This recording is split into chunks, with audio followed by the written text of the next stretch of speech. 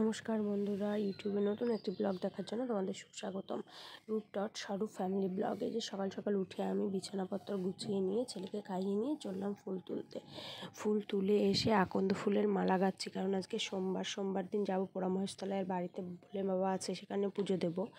যে কথা সেই কাজ। এই জামা কাপড় বিছানো ছিল সেগুলো সব কেচে নিলাম।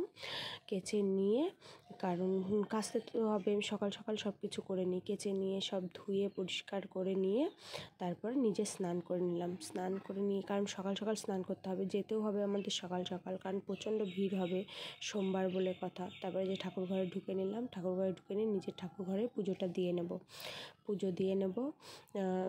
কারণ হচ্ছে আমার আবার গিয়ে এখন রান্না করতে হবে, রান্না করে তারপরে বেরোতে হবে। বড় ছেলেকে নিয়ে যাব, ছোটো ছেলেকে নিয়ে যাব না। এই যে সোমবার জন্য আজকে বাবার মাথায় দুধ ঢাললাম, এই যে। তারপরে যে প্রদীপ দেখিয়ে নিলাম, ধূপ দেখিয়ে নিলাম।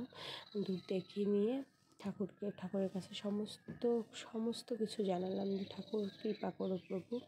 তারপর এই যে বেরিয়ে পড়লাম রেডি সেডি হয়ে পোড়ামহেশতলার উদ্দেশ্যে, কারণ তাড়াতাড়ি যেতে হবে, ছেলেকে রেখে যাচ্ছি যেহেতু। এই যে ছেলেকে লুকিয়ে তাড়াতাড়ি বেরিয়ে পড়লাম গাড়িতে করে, আমি, আমার বড় ছেলে আর দীপ।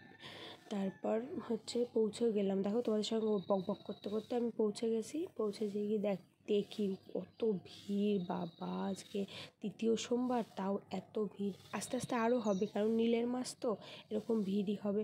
যে কথা সেই কাজ। এই যে পুজোটা দিয়ে নিলাম আমরা, ঠাকুরমশাই সমস্ত নিয়মবিধি মেনে আমরা মহাদেবের ভিড়টা লাস্টের দিকে পুজো দিয়েছি, খুব কম ছিল জন্য শান্তিপূর্বকভাবে পুজোটা দিতে পেরেছি আমরা সবাই। এই যে ঠাকুর পুরো মহাদেবের নিচে উপরে পরিষ্কার করে কলস দিয়ে জল এনে ধুয়ে আমি আর ওই যে আমার পাশের মেয়েগুলো, এই দিদিগুলো সবাই মিলে আমরা পরিষ্কার করেছি। পরিষ্কার করে তারপরে এই যে পুজোটা দিয়ে নিলাম, কারণ পরিষ্কার না করলে না, প্রথমে 7-8টা চাপ ছিল, ব্যাজে পুজো দিল, এত পুরো ওই ঠাকুরের ওই যে খাটটা দেখতে পাচ্ছ ওই অবধি ফুল উঠে গেছে। তারপর পরিষ্কার করে নিয়ে পুজোটা ভালো করে মনে শান্তি করে দিলাম। তারপর বড়মশাইয়ের সঙ্গে চলে আসলাম বাড়ি চলে এসে নিজে একটুখানি প্রসাদ গ্রহণ করে যে বসে পড়লাম ছেলেকে খাওয়াতে। তখন 5:30 বাজে। এবার আমার হাজব্যান্ড যাবে দোকানে, আমি আবার একটুখানি চা বানাতে বসলাম। আমাদের গ্যাসটা না এত ডিস্টার্ব করছে, জানো না, নতুন ওভেন নিতেই হবে। তারপরে যে চা বসিয়ে দিলাম, চিনি দিলাম, চা বসিয়ে নিয়ে এবার হাজব্যান্ডের সঙ্গে বক করছি, জানো আজকে এই হয়েছে মন্দিরে, আজকে ওই হয়েছে মন্দিরে, ঠাকুরের আসন পরিষ্কার করেছি, এই করেছি তাই করেছি, হাজব্যান্ডকে বলছিলাম আর চা বানাচ্ছিলাম। বলতে না বলতে চাটা হয়ে গেল আমার। চা ছেঁকে নিলাম, চা ছেঁকে নিয়ে এবার শাশুড়ি, আমার বড় ছেলের হাজব্যান্ড, আমি চা খাই না, এবার চাটা নিয়ে নিলাম। নিয়ে নেওয়ার পরে হচ্ছে ওদের ওই ঘরে দিতে যাব। আমি দেখো এক হাতে নিতে পারছি না, এক হাতে আমি ক্যামেরা। বড় ছেলেকে বললাম যে ফোনটা ধর। তারপরে এই যে আমার হাজব্যান্ডের ঘরে নিয়ে আসলাম। এই যে আমার ছেলে এই বিস্কুটগুলো খেতে খুব পছন্দ করে।